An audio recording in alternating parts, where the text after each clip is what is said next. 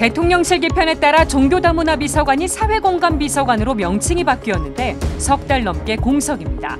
종교계는 아쉬움을 나타냈습니다. 텔레그램을 통한 디지털 성착취 사건이 또 발생했습니다. 갈수록 지능적이고 잔인해지는 디지털 성범죄, 재발을 막기 위한 대책과 가톨릭 교회의 역할을 짚어봤습니다. 영화에서 조연으로 활약하면서 신앙생활과 나눔에도 열심인 배우 변진수 니콜라오 씨를 만나봤습니다.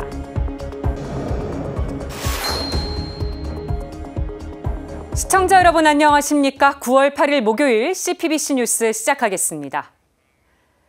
윤석열 대통령이 대통령실 개편을 단행했습니다. 이에 따라 종교다문화 비서관이 사회공감비서관으로 이름이 바뀌었는데 석 달 넘게 공석입니다.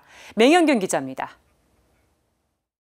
윤석열 대통령은 지난 5월 7대 종단 종교지도자 오찬 간담회에서 신설된 종교다문화 비서관을 언급했습니다. 비서실에도 기존에 없던 종교다문화 비서관실을 만들었습니다.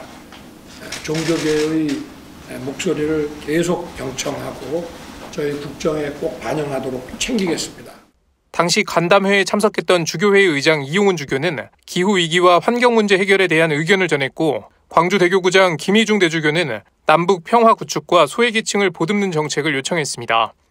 윤 대통령은 종교 지도자들의 의견을 경청했습니다. 국민 통합을 위해 종교계가 함께 노력해달라는 당부와 함께 종교계의 목소리도 꼼꼼하게 챙기겠다는 윤 대통령의 의지가 엿보였습니다. 이례적으로 취임 19일 만에 종교 지도자 간담회가 열린 데다 윤 대통령이 직접 종교다문화 비서관 신설을 언급한 만큼 종교계의 기대감이 높았습니다. 하지만 윤 대통령이 언급한 종교다문화 비서관은 지난 5월 김성회 전 비서관이 자진 사퇴한 이후 현재까지 공석입니다. 전선영 선임행정관이 직무대리를 맡고 있습니다. 게다가 최근 명칭도 사회공감 비서관으로 바뀌었습니다. 종교계 한 인사는 중요한 건 시민사회 종교계와 소통하겠다는 의지이고 그것이 인선에 반영돼야 제대로 된 소통이 가능할 것이라며 아쉬움을 표명했습니다. 이와 관련해 대통령실 관계자는 이름을 바꾸지만 종교계와 소통과 다문화 지원 등의 업무는 변함없다고 밝혔습니다. 그러면서 사회공감 비서관실은 종교와 다문화뿐 아니라 재외동포, 복지, 체육, NGO 등도 담당했는데 종교 다문화만 다루는 것처럼 명칭이 한정적이어서 더 포괄적으로 교체한 것이라고 설명했습니다. 해당 비서관실에서 담당하는 업무가 포괄적인 만큼 이를 포용할 수 있는 명칭으로 교체했다는 것입니다. 한편 대통령실은 추석 전까지 인사 개편을 마무리하고 조직을 정비하겠다는 방침입니다. 공석이었던 정무 1 비서관의 전희경 전 의원, 정무 2 비서관의 장경상 국가경영연구원 사무국장, 국민제안 비서관의 정용욱 국무총리실 민정민원비서관이 임명됐습니다. 사회공감 비서관과 시민소통 비서관은 기존 비서관실 선임행정관이 직무대리로 임명됐습니다. CPBC 맹현균입니다. 텔레그램을 통한 디지털 성착취 사건이 또 발생했습니다. 제2의 N번방 사건, L번방 사건이라고도 불리는데요. 2년 전보다 수법이 더 악랄해졌는데 아직도 피의자들을 잡지 못하고 있습니다. 갈수록 지능적이고 잔인해지는 디지털 성범죄를 막으려면 어떻게 해야 할까요? 김현정 기자가 보도합니다. 2년 전 세상을 발칵 뒤집어 놓았던 N번방 사건은 아동 청소년을 대상으로 하는 디지털 성착취 범죄에 대한 사회적 경각심을 일깨웠습니다. 법 개정을 통해 가해자에 대한 형사처벌을 강화할 뿐만 아니라 여러 대응 방안을 마련했습니다. 2020년 6월 개정된 청소년 성보호법에 따르면 아동 청소년을 대상으로 하는 성착취 영상물은 갖고만 있어도 벌금 없이 징역 1년 이상입니다. 날로 진화하는 범죄 수법에 대응하기 위해 디지털 성착취 범죄에 한해서는 위장 수사도 가능해졌습니다. 여성가족부는 산하에 디지털 성범죄 피해자 지원센터와 디지털 성범죄 지역특화 상담소를 설립해 피해자 지원 방안도 마련했습니다. 매년 아동 청소년 대상 신상정보 등록 대상자들 자료를 분석을 하거든요. 근데 작년에 20년도에 처벌된 사람을 분석을 했고 이제 올해 21년 거 지금 자료 입력이 다 끝나서 분석할 예정인데요. 처벌이 강화되는 경향성은 분명하게 나타나고. 그런데도 아동 청소년 대상 디지털 성범죄의 수법은 날로 진화하고 있습니다. 디지털 기술이 점차 발전하고 범죄자들이 범죄 수익을 얻기 때문에 범죄가 발전 진화할 수밖에 없을 것이라는 진단입니다. 그러니까 몰수 추징이 굉장히 중요해요. 실제로 몰수 추징 자체가 이 사람들이 정말로 이것을 통해서 벌어들인 수익만큼 제대로 이루어지지 않는다면 범죄자들은 여전히 이제 차라리 내가 몇 년 갔다 오고 그거를 잘했다가 나중에 그 돈을 내가 써야지 이런 정도의 생각을 하죠. 수사도 점점 어려워지고 있습니다. 이 사건을 담당하는 서울경찰청 사이버수사대는 신속한 수사를 위해 수사 인원을 늘리고 전담 수사팀을 지난달 31일부터 구성 운영하고 있지만 범인이 좀처럼 쉽게 잡히지 않고 있습니다. 그래서 아동 청소년 대상 디지털 성범죄에 한해 수사기관이 피의자의 스마트폰과 컴퓨터 등을 해킹해 실시간으로 범죄 증거를 수집하는 온라인 수색 기법을 도입하자는 주장도 힘을 얻고 있습니다. 집중적이고 그다음에 최우선적이고 비례적으로 온라인 수색이라는 방법을 도입을 해서 적어도 수사기관이 이런 범죄에 대해서 수사는 할 수 있게 해줘야 되지 않냐. 그래서 제가 주장한 게 온라인 수색 도입해야 된다라고 한 거죠. 다른 부분보다도 아동 청소년 성범죄 관련해서는.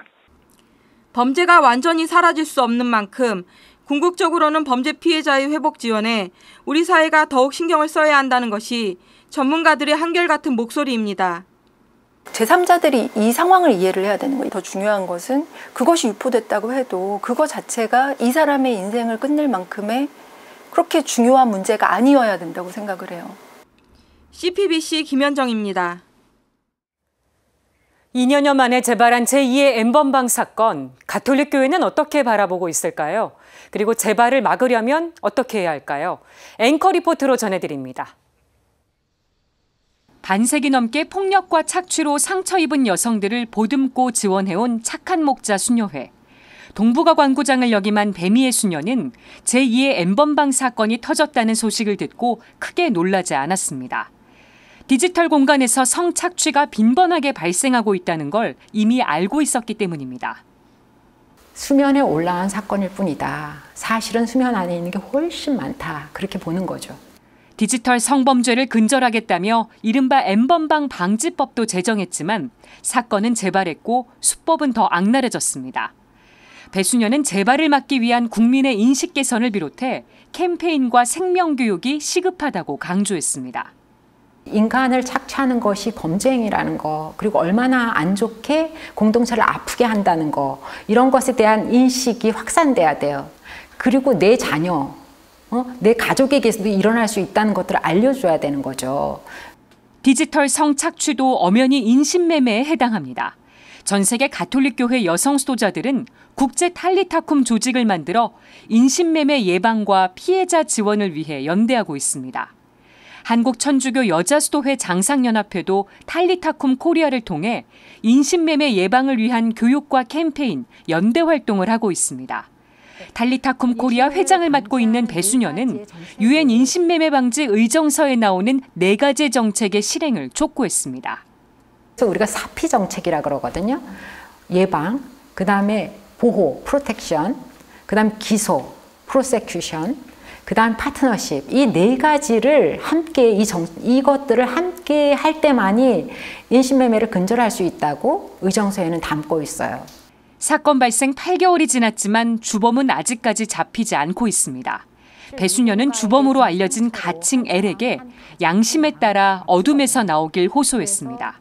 이 순간에 제 목소리를 듣는다면, 제발 이제 그 밝은 곳으로 나와서 누군가를 아프게 하지 않는 그러한 삶을 살아가기를 바라고 희망하고 기도하겠다고 말해주고 싶어요. 지금까지 앵커 리포트였습니다. 영화에서 조연이나 단역으로 감초 역할을 톡톡히 하면서 신앙생활도 열심인 배우가 있습니다. 본당에 출연료를 기부하며 이웃사랑도 실천하고 있는 배우 변진수 씨를 만나봤습니다. 이힘 기자입니다. 12년 전 영화계에 발을 들인 변진수 씨. 영화 촬영 현장에서 만난 배우들의 연기 장면에 넋을 잃은 덕에 배우가 됐습니다. 스태프 100명이 모인 영화 촬영 현장에서도 흐트러짐 없이 연기에 몰입하는 배우의 모습에 반한 겁니다. 변 씨 데뷔작은 2015년 개봉한 홍석재 감독의 소셜 포비아.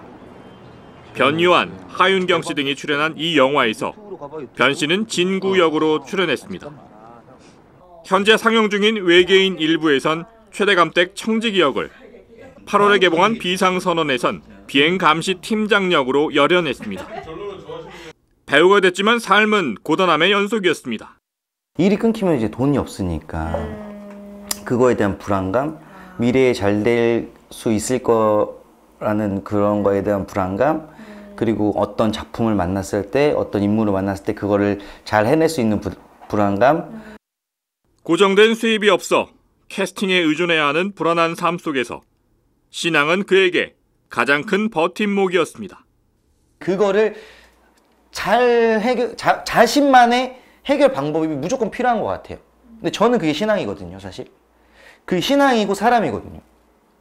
근데 이 사람도 그분께서 저한테 주셨다고 생각을 하는데, 성당에서 복사로 봉사하면서 새벽 미사에도 참여한 변진수 씨. 성탄절마다 열리던 본당 행사는 그가 손꼽아 기다리던 무대였습니다. 성당에서 신자들 앞에서 선보인 그의 연기는 리허설이 됐고, 이때 만난 예수님은 힘들 때마다 의지하는 인생의 등불이 되어주었습니다. 여전히 힘들고 어려운 길을 걷고 있지만 늘 감사하다는 변진수 씨. 그래서 본당 전례 단장으로 봉사하고 성경 공부에도 참여하는 등 본당 활동과 나눔에 적극적으로 참여하고 있습니다. 최근엔 출연료 일부를 자신의 본당에 기부했다는 변진수 씨. 신앙인으로서 주님께 받은 사랑을 이웃에게 나누고 싶다고 고백했습니다. 받은 만큼 돌려주자라는 생각이 있어요. 그래서 주님의 사랑을 많이 받은 만큼, 전 진짜 많이 받았다고 생각하거든요. 받은 만큼이라도 돌려주자. 그래서 그런 사람이 되고 싶습니다. CPBC 이희미입니다. CPBC 소년소녀 합창단이 제22회 정기연주회를 개최합니다. 미사곡과 성음악곡 등 다양한 음악을 선보일 예정입니다. CPBC 소년소녀 합창단 정기연주회가 오는 16일 오후 8시 서울대교구 주교자 명동대성당 대성전에서 열립니다. 올해로 22번째를 맞은 이번 정기연주회에서는 프랑스 작곡가 가브리엘 포레의 작은 미사곡과 성음악곡이 연주됩니다. 아울러 친숙하고 서정적인 우리 동요와 영화 음악들도 아름다운 화음으로 선보일 예정입니다. 티켓은 CPBC 누리집 구글 폼에 접속해 예매할 수 있습니다. 이날 정기연주회는 CPBC 유튜브 채널을 통해 생중계되며 10월 1일 오후 7시와 2일 오후 4시에 CPBC TV로도 볼 수 있습니다. 자세한 사항은 CPBC 누리집과 전화를 통해 확인하면 됩니다. 사회적 거리두기 없이 3년 만에 맞이하는 추석입니다. 오랜만에 만난 가족 친지들과 정겨운 시간 보내시기 바랍니다. 아울러 추석 직전 태풍 흰남노로 피해를 입은 분들에게 위로를 전합니다. CPBC 뉴스는 추석 연휴 쉬어갑니다. 다음 주 화요일에 다시 찾아뵙겠습니다. 시청해주신 여러분 고맙습니다.